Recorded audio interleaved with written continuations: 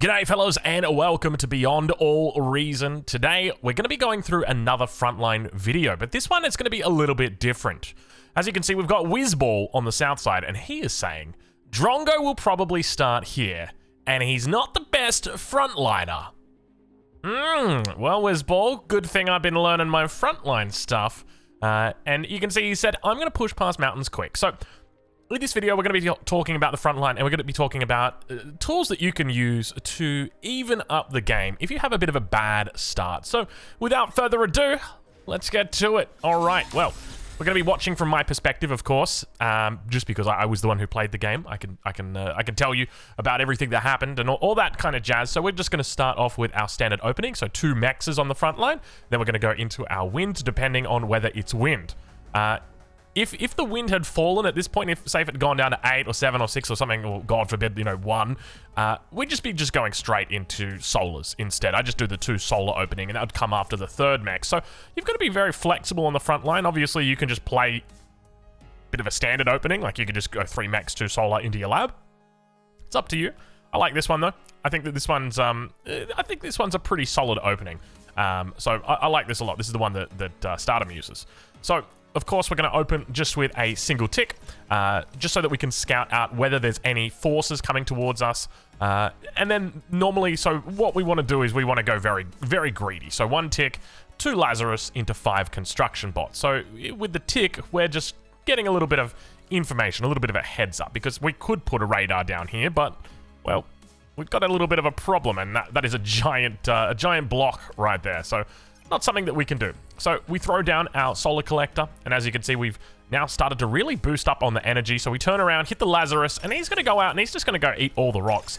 You know, the rocks, technically, I mean, I think that some people would argue that the rocks should be based on your position. So as an example, like these are my rocks, and these are Melinda's rocks, and these are Prozzy's rocks, you know, that sort of thing. But it really just feels like first in, best dressed, and no one ever seems to complain about it. You know, I never see people peeing like my rocks or anything like that. So I just said, you know what, I'm going to need 2 Lazarus anyway in this game, so I'm just going to make 2 of them straight up. I'm just going to get as many rocks as I can, and, you know, we'll see how we go. So now that we've done that, remember we've got the tick at the front, we're just patrolling him. Technically, we're not patrolling him, we're actually just move commanding him back and forth because I can't remember what the patrol key is. It's probably P or something like that, but I can't remember what it is. And I pressed a setting that removed all the basic shortcuts off here, and then I just never got it back on. I'm like, well, I guess I'll never know the patrol hotkey then, I guess.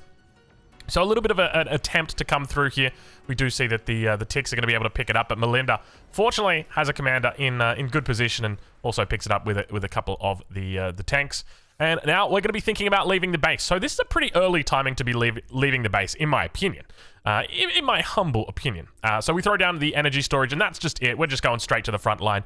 And we've made sure, so one of the things that you can do when you when you're doing this kind of start is you can just immediately send a construction bot out to start taking metal. But I said I want to get onto the front line a little bit sooner, so what I'm going to do is I'm going to wait until I've got 2 construction bots, and then I'm going to use my 3rd one to come out here with the metal extractor. That way I can just get my commander out here as quickly as possible, because I just want to get towards this front. That's really key here. So I'm going up against the best player on the enemy team, Whizball. He's a pretty decent player. You can see he's from Germany. At least I'm assuming that's Germany. That's Belgium, right? And that's Germany. Jeez, I should know this, right? Like, I've only been to Germany a couple of times. I should know it. Yeah, so he's a pretty decent player. True skill rating 29. And I'm true skill 25, so I'm slowly climbing up there, getting back up there, because obviously after the skill reset, everybody's gone down, so we've all got to go back up, and we're making our way out. Now, I'm using the tick here to gain line of sight. So you can see he's got a really far line of sight on it. It's got a line of sight of 600. And because I see that he's throwing down a radar and his commander's already here, I said, oh my god, I gotta get here immediately. And there's a little bit of a dance that gets done here. So unfortunately, I lose my tick. And now it is all about establishing control of this metal. This is what I really need to get control of. And if I let him put that sentry up, there's a good chance he's going to just daisy chain a couple in. So I know I need to D-gun it. So of course, we're going to give him the big old D. 2 seconds to go on that sentry, but fortunately we managed to do it. And now we go for our own, and we make sure that we put our commander in front, so he's not going to be able to D-gun this. If he does try and come through, the commander's going to be defending. We block the D-gun, and we also D-gun his flash. And we are very happy because now we've got this nice little setup, and we are also going to be protecting our mechs. So far, so good. We've also got some pawns up to the front, and behind this, we've started expanding and scaling our energy. We're also scaling our build power. You can see we've dropped down our construction turret. A couple of idols right here. We should probably fix that up, but it's one of those things where, I mean, it makes a difference, but not a huge one. I think if I could play this game differently, one of the things that I would change is have one of these guys quite early start making my energy converters. I'd try and get them quickly. So he's going to put a beamer up, but the beamer is just slightly out of range. You can see right here, this is the beamer I'm highlighting. It is slightly out of range of hitting this. So instead, he goes for a really early overwatch. And at this point, I'm kind of like, wow, okay, that's really early. Like, looking at my resources, I do not have the metal to do that. Like, if we were to look at my... so it's 440 metal. And over on his side, if we take a look at his perspective, I mean, he doesn't really have a lot of resources, but he's going for it. And at this point, I'm like, okay, that's not good, because that's going to have more than enough range to take me out and take out all of my frontline. And once my frontline falls, then it means that the blitzes are going to be able to come through. And so that's where it starts to get really scary. So at this point, I'm throwing up the prospect of a comm bomb. A comm bomb is where you send your commander forward, and the idea is that you're intentionally going to kill your commander to neutralize the defenses that the enemy has set up. Because let's think about this. Let's extrapolate a little bit from where we currently stand. The Sentinel, or the Overwatch, is going to take out my sentries. And then if my sentries fall down, it means I'm much weaker towards a run-by. And if I'm much weaker towards a run-by, then it means that the units that I'm going into, which are the Rocketeers, are going to get outflanked. So I say, all right, we're doing it. We're committing. We're just moving forward. I'm looking for a D-gun on the Overwatch. If I can't get it, I'm just going to keep moving forward. He brings everything in, and we say, boom, baby. Boom. We managed to hit the commander as well with perfect timing. And with that, we get an absolutely amazing trade. We take out his entire defensive line with that. And you might be looking at that and thinking, well, Drongo wasn't that good of a trade, right? Like, you killed his defensive line, but you also killed all your own army, so is it really worth that much?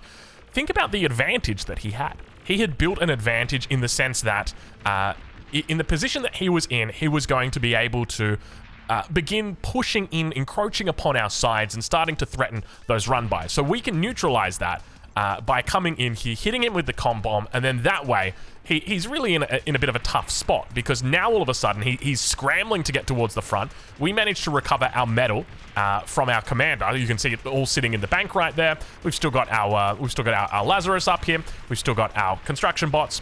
And now it starts to get a little bit tough, because not only do I have one player attacking me, I've also got a second player attacking me, and I also have a third player attacking me. So they sense, well, the commander's gone down over here. So that means that I'm going to be a little bit weaker because I don't have that commander, and I can see that we've got just someone drawing a random Among Us right there. So thank you to whoever you were, random spectator. But essentially, we're 3v1 right now because the enemy senses or smells blood in the water, right? And I think that that's a smart move from the enemy. You know, if the commander does go down, then you should look to exploit that. There is a weakness right here. But by the same token, there's a weakness over on the other side as well. So they're also filling that weakness in. So it's important to note that their backliner is assisting throughout this. You can see that there's quite a lot of units back here for Sprock. You can see he's beginning to push forward, got the hammers, or rather the maces out now. And he's doing a good job pushing up, going to be hitting my mexes here. So my metal income has really gone to shit. I'm sitting on 12 metal at the moment on my income compared to my enemy who's sitting on 26, 28, 41. I mean, he's going up and down depending on whether he's reclaiming or not, I think. And Sprock's on a similar amount. But essentially, I've lost a lot of my income. I've lost 6 mexes. 1, 2, 3, 4, 5, 6. And technically, this one here is a 7th mex, right? Because it's a double. So it is not a pretty picture being painted right now for us. But we keep our cool about us. That's what's important. You've got to remember in games like Beyond All Reason in particular, there is a lot of potential for comebacks to happen. I played many games where it's looked like we were going to lose, and I just said, keep your calm, fellas, we've got this, and we eventually pull it out. And so I think it's important that in games like this, you just got to try and keep a cool head and just try and work out what you've got. But once again, we've got that run-by attempt. This is what I was fearful of. Wizzball now going to be looking to try for a flash run-by, or a blitz run-by as they're now called. The blitz is trying their best to get past here. And you can see he's got some pretty good movement speed here as well, and he's just cleaning up all my Rocketeers. Definitely the wrong decision to be spamming out Rocketeers here when he's got this many flashes, but the Maces do a good job in cleaning this up, and there's quite a big reclaim field here right now. If you take a look, that's a 2.5k, which is enough for me to tech, but obviously I'm not in a position to tech right now. I need to get out way more units, and behind that, you can now see that we are beginning to do those transition. So in the Frontline guide video that I recently did, I talked about scaling your energy, scaling your build power, and that's what we're doing. So we've now thrown down a second nano here, and we're also going to be throwing down advanced solar collectors. This is really important. You know, we're managing to keep it real at the moment because our wind speed is high, but if this bad boy starts to duck down, we've only got that single solar that's going to be holding us our head above water. So we really want to transition into these while we can, and that's what we're looking to do now. So I think we have a we had a little bit of a pause and an unpause, but I think we're all good now.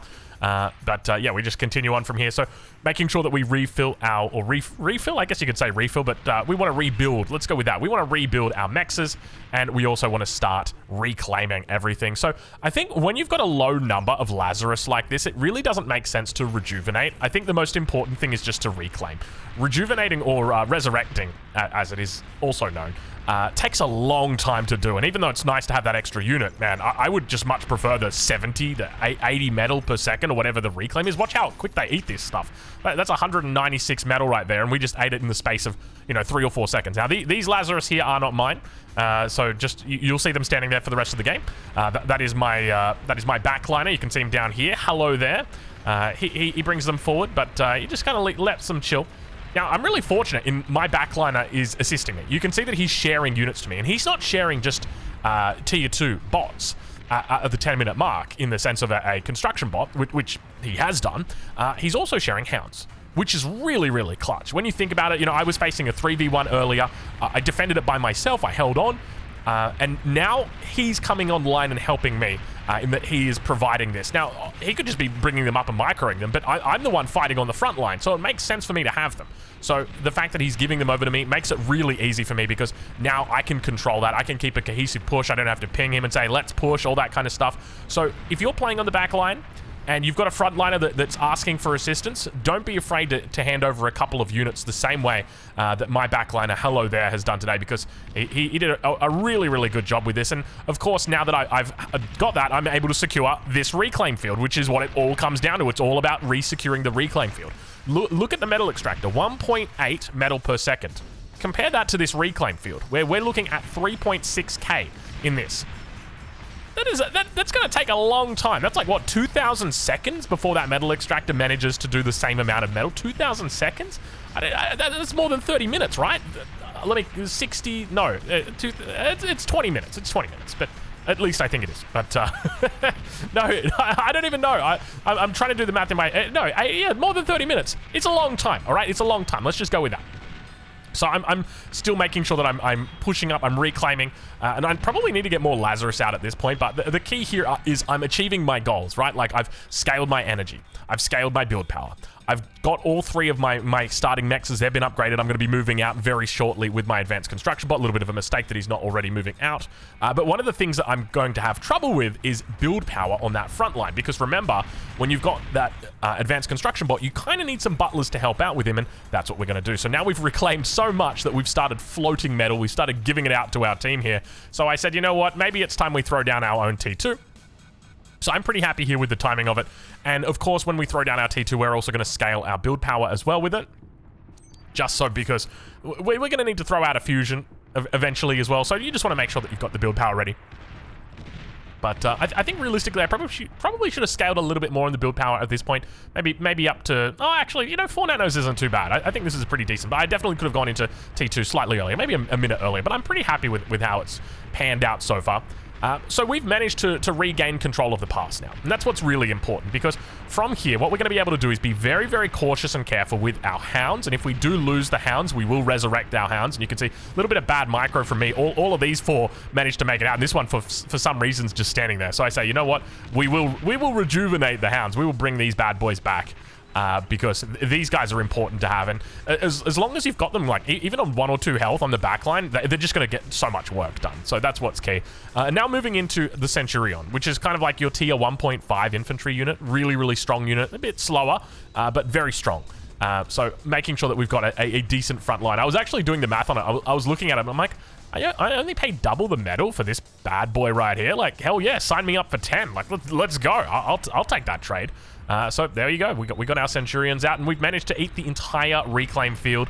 And that reclaim behind us has now bought us tier 2. It's bought us another construction bot, and of course, it is going to buy us more hounds. And of course, we've also got some butlers. That was the first thing that we got were butlers, because we are going to be, at least, sorry, they're not butlers? No, they are butlers. I take it back. I thought they were farks, but that's what they used to be called.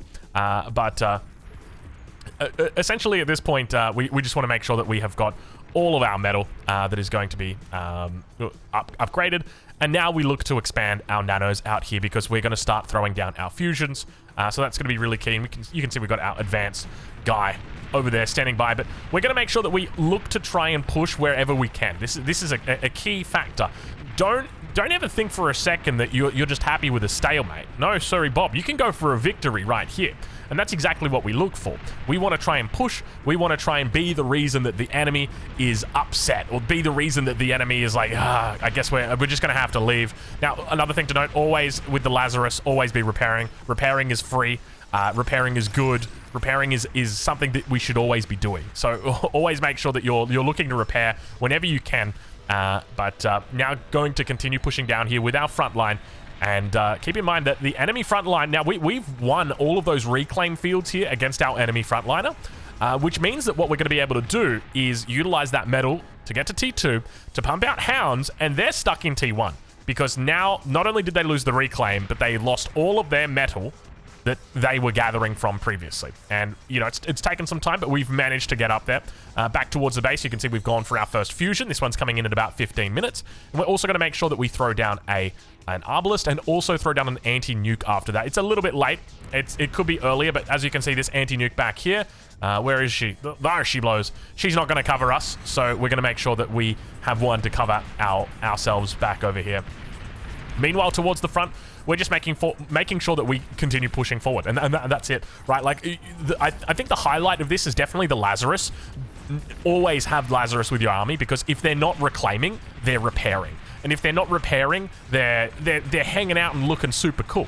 Check this out. I'll show you some pretty cool micro. What I'm going to do is I'm going to move my Lazarus to the back. I'm going to bring down my lower health hounds. You can see the ones that are getting targeted down, and I'm going to bring them back. I'm going to bring them to the back line here, and then repair them up. That way, I don't have to worry about them dying. I keep them alive, and even if they do die, I can rejuvenate them. But I'm not going to rejuvenate them, because they're not going to die. Because that's how good we are, or at least not how good we are. But that's what's important, right? Those little micro techniques, because that can make a big difference, right? So now we push in. Enemy base is dead. That's GG. I mean, at this point, there's no two ways about it. The enemy frontliner is dead at this point. They have fallen completely, and we have managed to hold on. We've managed to push them back. You know, we're up against 3 people, but we've managed to scale pretty well back here. So our first fusion is now online. So if we take a look at the other frontliners or the other players in the game, so you can see Prozzy is on 3k energy. We're on 2.2. Next one is Clueless, who is on 1.29k back over here. You know, I'll say right now, Clueless has got an impressive base. It's a lot of advanced solar. Have we casted Clueless before? I think we have. I remember his name. Anyway, we make it towards the back line. Commander trying his best, but you can see he doesn't have the energy right there to even go for a D-gun, let alone for a cloak. I guess he had his converters up or down too low, and that's another player dead. So now we've taken out 2 players at this point. Look, I'm pretty happy with how this game managed to go. And I feel like it all just goes back to that comm bomb. When you think about that comm bomb, I was in a position where I was losing not only this max, which would have put me down 3.2 metal per second against my enemy, but I was at the risk of run-bys. There was no way I was getting through there. You know, the GAT gun, the beamer, all the light laser turrets, I was not getting through that at all. He had a 100% choke on it. And all he had to do was start running flashes into my base, and there's not a lot I can do against that. So, you know, it's a really fortunate thing that we had the commander there ready to go, get that big bomb down. The AoE managed to take out his commander as well. So, you know, had he not lost his commander, we would have been in a much worse spot. But we got his commander as well, and that's where the key was. So now just finishing off the rest of the players. At this point, we're just going to continue scaling back towards the base.